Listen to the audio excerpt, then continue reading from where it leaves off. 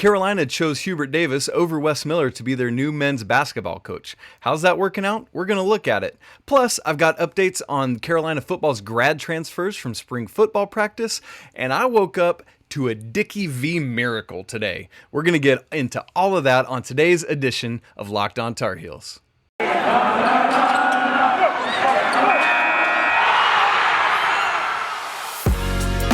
You are Locked On Tar Heels, your daily podcast on the UNC Tar Heels, part of the Locked On Podcast Network, your team every day.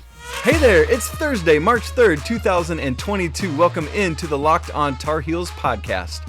As always, I'm your host, Isaac Schade, and thank you so much for making Locked On Tar Heels your first listen and now your first watch every single day. I want to remind you that we are free and available everywhere that you find podcasts. So please go check us out, subscribe, rate, do all those things. It means so much and is so helpful to getting the news out about our show. Well, as I said from the open, Carolina hired Coach Hubert Davis over Coach Wes Miller, and it's a great time now that we come to the end of the regular season to check on how things are going with that decision. So let me take you back to Thanksgiving. There I was, early Thanksgiving week, preparing to enjoy some turkey, a parade, maybe some football in a couple days, and I start hearing chatter from pockets of Tar Heel fans saying that, you know what, maybe we made the wrong choice and we should have hired Wes Miller over Hubert Davis after all. All the I told you so's were coming on out. Why? Well, Carolina that weekend had just lost both of their games at the Hall of Fame tip-off in Connecticut. They had a good showing against Purdue, but ultimately fell 9 points shy. And then on Sunday, were just frankly embarrassed by Tennessee in a no-show game. The problem was compounded because then the very next day, Monday of Thanksgiving week, Cincinnati, whom Wes Miller went to coach, took down 14th ranked Illinois in Kansas City at that Hall of Fame Classic. The Bearcats at that point had moved to 5-0, while Carolina dropped to just 3-2. And a lot of people were starting to wonder, maybe Wes Miller was our guy after all. And oh boy, were people jumping on it. And to those folks, I would say here on Thursday, March 3rd, have you looked at the standings lately, by chance? Maybe? Let's revisit 3 months later where things are at now. Join me, won't you? Now, if you're listening to this, if you're watching this, you know where Carolina stands because you've been dialed in. They're 22-8 overall, 14-5 in the ACC, currently third place in the ACC, but will be no worse than fourth. Cincinnati, seen what they're up to? 17-13 overall, 7-10 in the AAC, and they're seventh place out of the 11 teams. So, anybody want to change those votes? Maybe be okay with Hubert Davis. After all, I'll let you. There's still time to get back on board with Hubert Davis. And this is why I have been preaching patience all year long.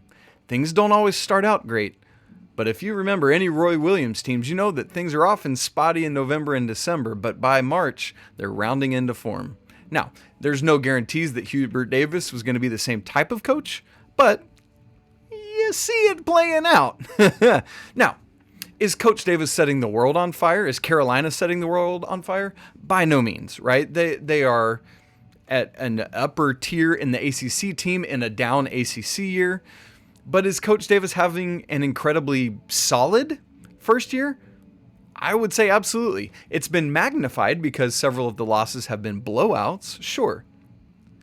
But to do what he's done in his first year, winning record on the road in ACC, top 4 seed in the ACC, 20-win season, yeah, he's doing okay.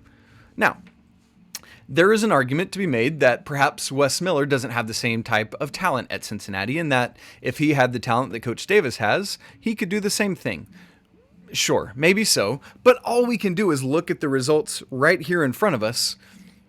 One team is positioned well for their conference tournament, the other isn't. One team appears to be on the right side of the NCAA tournament bubble. The other team can't even see that bubble right now, much less think about getting into the tournament outside of a run in their conference tournament. So let's go back to the 3-2 version of Carolina that had just lost to Purdue and Tennessee.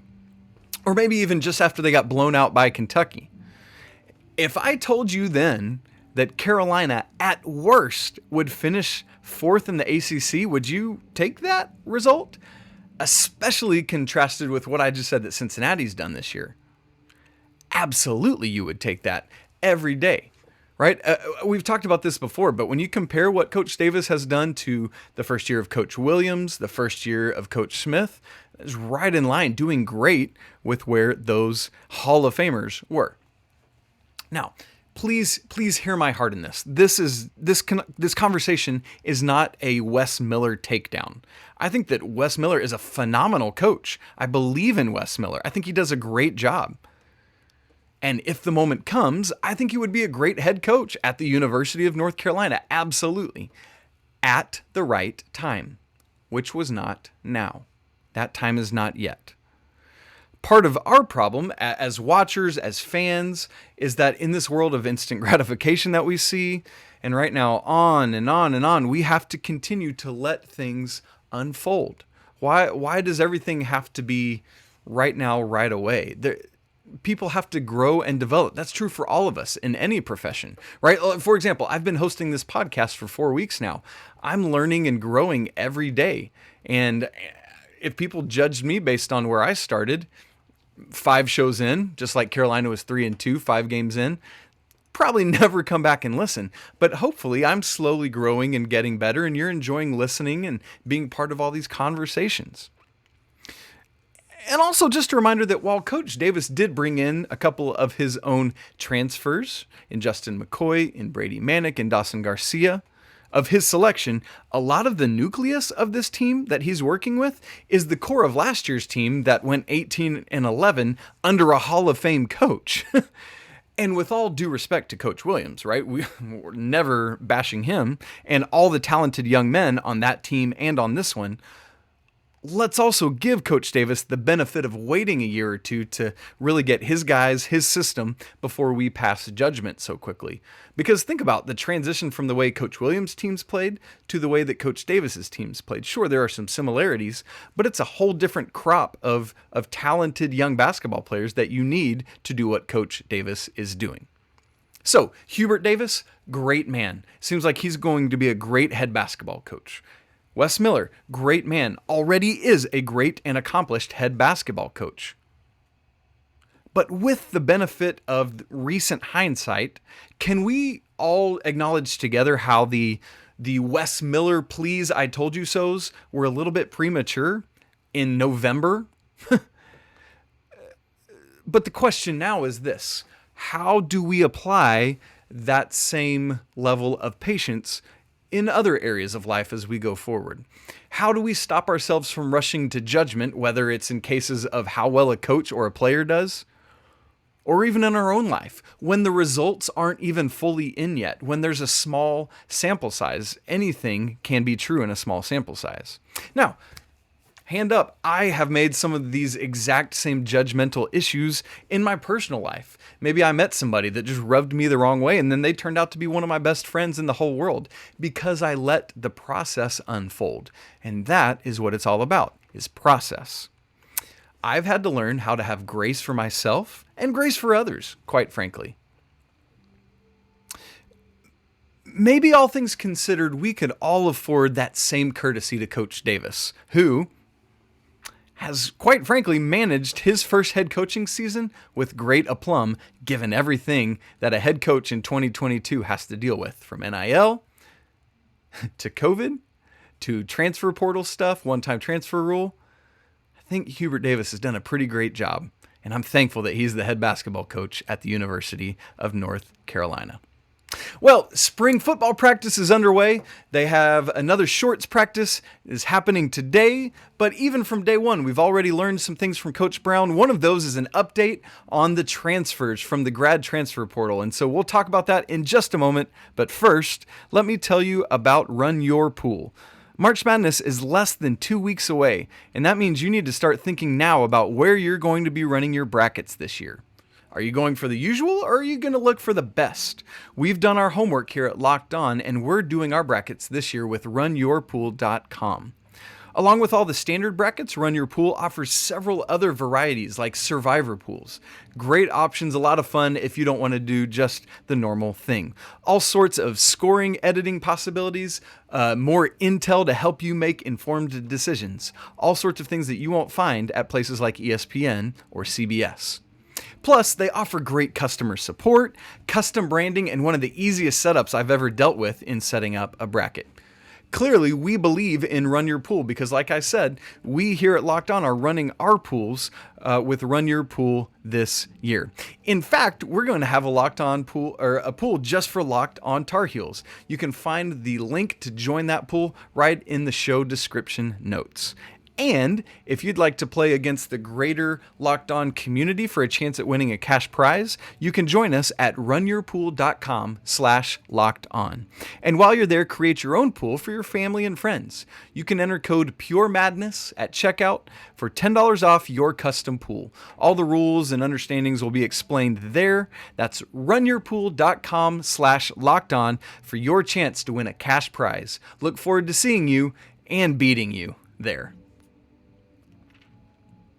Thanks again for making Locked On Tar Heels your first listen every single day. I'd love it. I'd love to encourage you to subscribe. If you're watching on YouTube, you can just hit that subscribe button. Super easy, super easy. Would love you to do that. And then also, if you wouldn't mind taking out a few minutes of your day to rate and review the show wherever you listen to it. That helps get the show into more people's ears and in front of more people's eyeballs. Thank you so much for helping in that effort. Well, spring practice is underway. The second practice is today. Carolina has 3 grad transfers coming in this season, but 2 of them are already on campus and participating in the spring practice. Both of these 2 guys are from the ACC, from Virginia and from Miami. Following the first practice, Coach Brown had a press conference, and some of the things he had to say were this. It's obviously new and different for both of these guys, but Coach said they handled the first practice well and that they were looking really good and fast. So maybe you haven't kept up with who they are, so let me just give you a quick bio on both of these young men. The first is Corey Gaynor, who is an offensive lineman, 6'4", 309. Again, a grad transfer, comes from Miami, where he's played since the 2017 season. Had a standout, phenomenal junior year in 2020. Team captain, all sorts of accolades.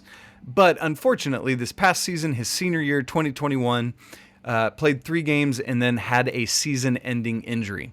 And so has decided to graduate and transfer to Carolina, which is great because the big glaring hole on Carolina's offensive line last year was at the center position. You might remember they held essentially open tryouts.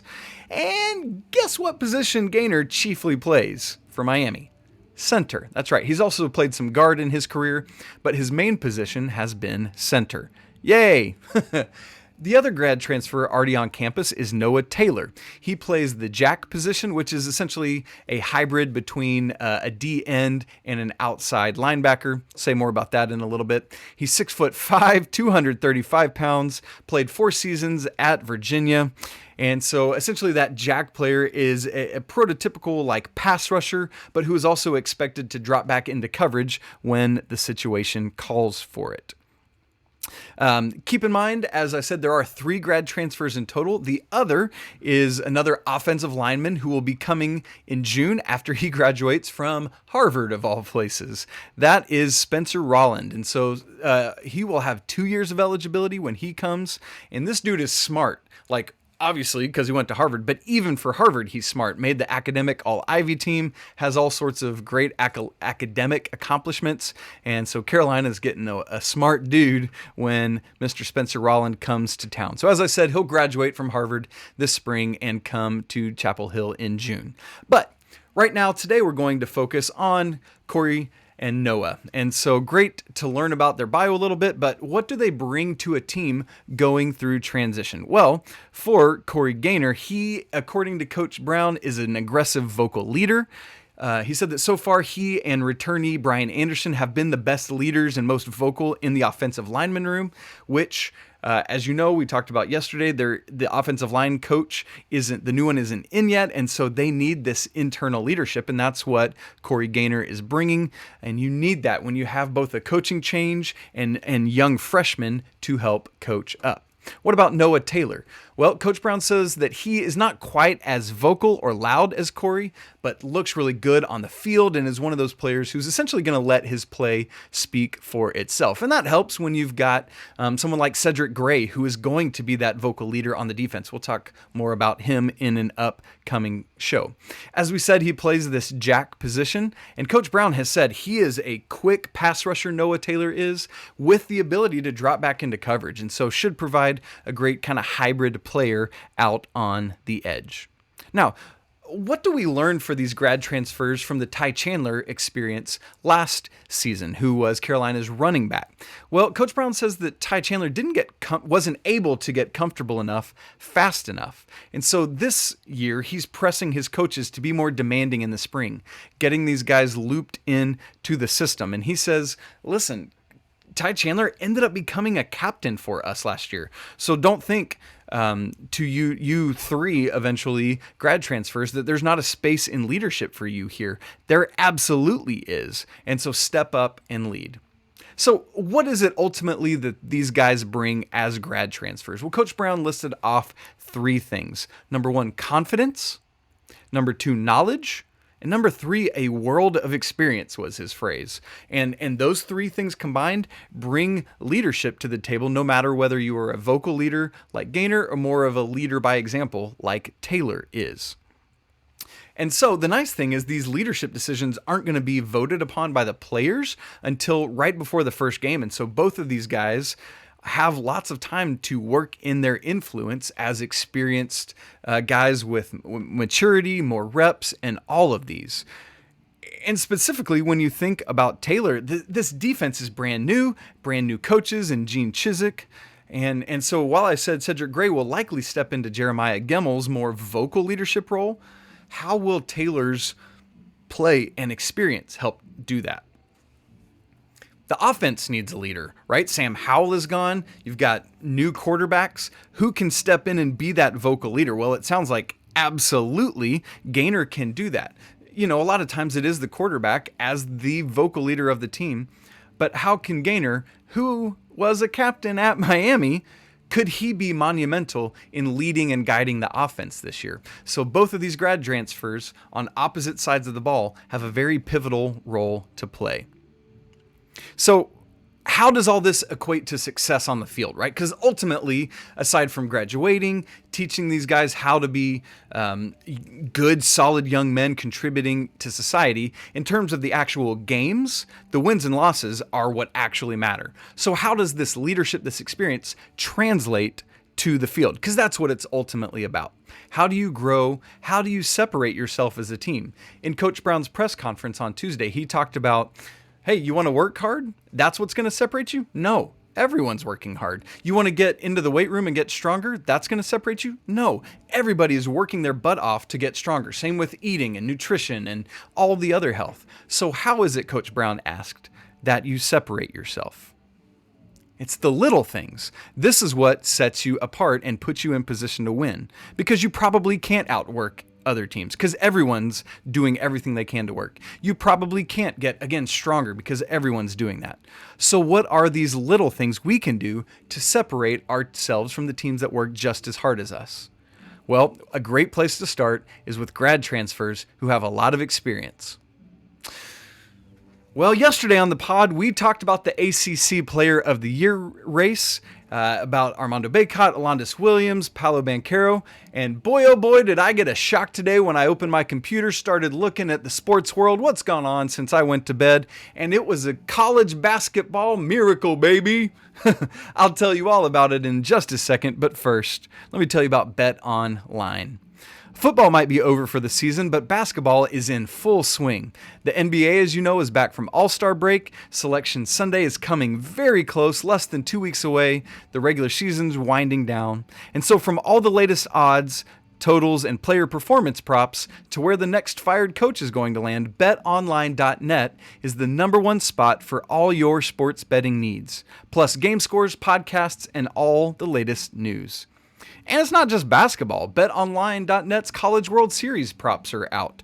Here's the championship odds for that. Texas leads the way at 15-2, and the Tar Heels are coming in at 80-1 odds. So head to the website today or use your mobile device to learn more about the trends in action. BetOnline, where the game starts. Surprise, surprise, surprise. My, oh my, oh my. I woke up today. You remember I said that we had this big conversation on yesterday's show about the Player of the Year race in the ACC. I said it's ultimately a two-man race between Armando Bacot and Alondes Williams, that I think Paolo Banchero, while a great player, just hasn't matched their level of production this year. And so I opened my computer today and I saw this headline. You ready? It reads, Dick Vitale makes his Player and Coach of the Year picks in college basketball's top 10 conferences. Oh boy, here we go, I thought to myself, right? I love Dickie V. I love what he contributes to college basketball, but I've heard him talk a lot through the years, and I know where he tends to make his bed, and it's with Coach K, right? Like, Dickie V has a lot of love for Duke, and that's fine. That's great. But because of that, I saw this headline and I thought, oh, well, I'm going to scroll down to the ACC category and I'm going to see ACC Player of the Year, Paolo Banchero. But even though I already knew that, I was like, let me scroll, let me look, let me see it in writing. But you know what? What did my wandering eyes uncover? Not the name Paolo Banchero. You can go look it up for yourself. You know, like one of these, like they do on cartoons. I can't be reading this right. It doesn't say what I expected it to say. But yep, right there it was. Plain as day, ESPN.com. Dickie V is choosing for his ACC Player of the Year, North Carolina's Armando Bacot. I'm sorry, Dickie V chose a Tar Heel over a Blue Devil? Yes, it happened. It's real. So, here's what that does for me. Remember yesterday I was very skeptical of all the voters and like, yes, it should be Bacot or Williams, but people are going to vote for Banchero. It's just the way things go. But this gives me hope. Maybe there is possibility yet that people will make the correct choice with their votes. I mean, if Dickie V doesn't vote for Paolo Banchero, I have to think that there will be others that don't either. And once again, I'm not saying that it has to be Armando Bacot. I legitimately think that Bacot and Alondes Williams both have a very, very strong case to be ACC Player of the Year, and I expect it to be a close vote between the two of them. And you know what? There's other things for Paolo Banchero. Why can't you get like ACC Newcomer of the Year or things like that? Also, homie's about to make millions of dollars when he gets drafted in the top 3 of the NBA in just a little bit. So you know what?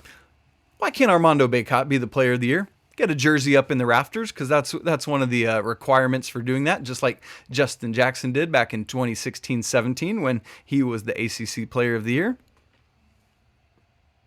Just do it right, voters. That's all I ask. Dickie V got it right. Why can't you?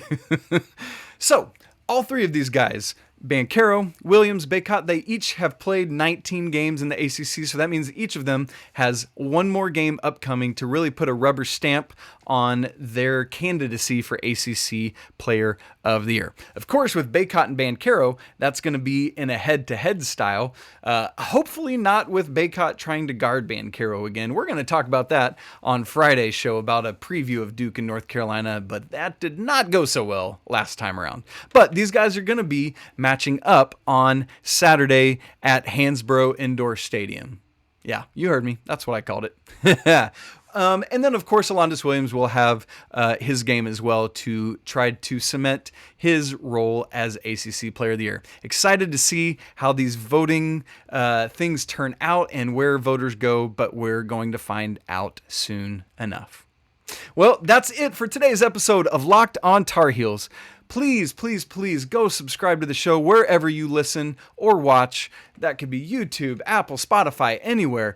just please, I would love it if you would subscribe to the show.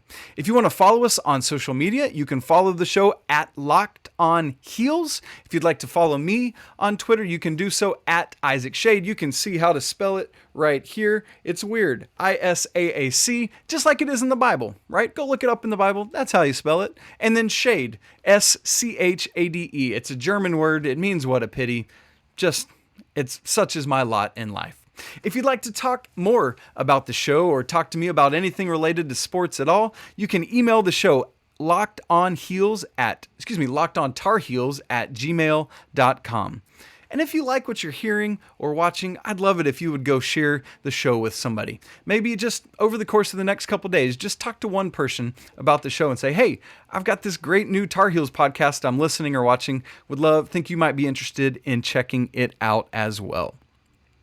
Well, coming up tomorrow, as I said, on Friday's show, the last show of the week, we're going to preview the big fat matchup in Durham. Coach K's last regular season game. Carolina is going to go do their best to hashtag ruin a retirement party. Let's get that hashtag trending. Make it be a thing. Let's ruin Coach K's final day, senior day. It's happened before. Man, how about Hansborough? You remember that? They ruined J.J. Redick's senior day. Why can't we do that this weekend? Also, we got more spring football to talk about. Lots going on there and more, all coming up on Friday's edition of Locked On Tar Heels. I want to thank you again for making Locked On Tar Heels your first listen every single day, and now also your first watch every single day as we are on YouTube. What's up, YouTubes? Now, I want to ask you too to consider making Locked On NFL Draft your second listen. Ryan Tracy and former NFL cornerback Eric Crocker bring the NFL Draft to life every single day with insight and analysis on college football prospects and NFL front offices. Just like every other show on the Locked On Network, it's free and available wherever you get podcasts. Thanks so much for spending part of your day talking Carolina sports with me. It's been a great Thursday. Hope you have a great rest of your day. And remember, it's always a great day to be a Tar Heel. Until tomorrow, peace!